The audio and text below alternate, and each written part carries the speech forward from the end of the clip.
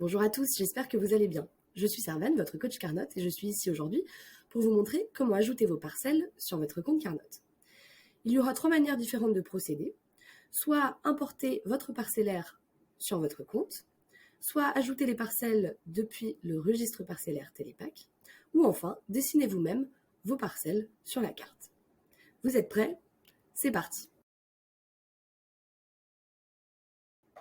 Alors tout d'abord, pour ajouter votre parcellaire sur Carnot, il vous faudra aller le télécharger sous format XML, KML ou Shape.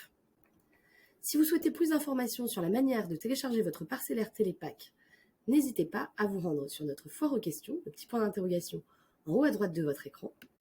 Une fois dessus, dans la barre de recherche, tapez Télépack et n'hésitez pas à aller consulter notre article « Comment télécharger mes parcelles depuis Télépack ». Une fois votre parcellaire bien au chaud sur votre ordinateur, nous pouvons l'importer.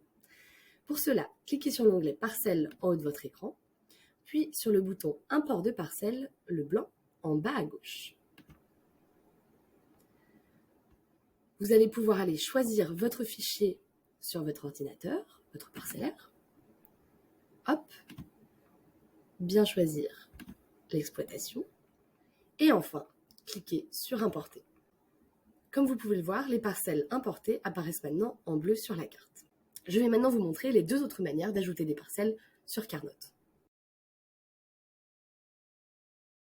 Pour cela, cliquez sur l'onglet Parcelles en haut de votre écran, puis sur le bouton Ajouter des parcelles ici en orange en bas à gauche. Il y a 2 manières d'ajouter des parcelles depuis cette page, soit via le registre parcellaire de la PAC, soit en les dessinant à la main, par exemple si la parcelle n'a pas été déclarée à la PAC. Si vous choisissez de passer par le registre parcellaire, vous remarquerez que toutes les parcelles déclarées à la PAC s'affichent en orange sur la carte. Pour les ajouter, rien de plus simple, il vous suffit de cliquer dessus. Les parcelles apparaissent en vert. Vous pouvez en ajouter autant que vous le souhaitez. Une fois qu'elles sont sélectionnées, vous avez simplement à aller chercher l'exploitation propriétaire. Soit elle apparaît déjà dans la liste, soit je peux ajouter un client ou un adhérent.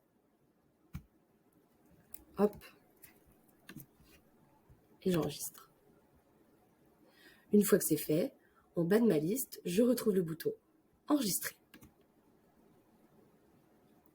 Les parcelles ajoutées apparaissent dorénavant en bleu sur la carte, ce qui veut dire que quand le Carnot entrera dedans avec un matériel, il saura directement à quel propriétaire remonter les données.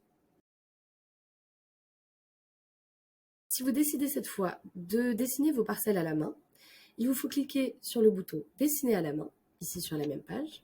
La carte est vierge, hormis les parcelles que vous avez déjà ajoutées.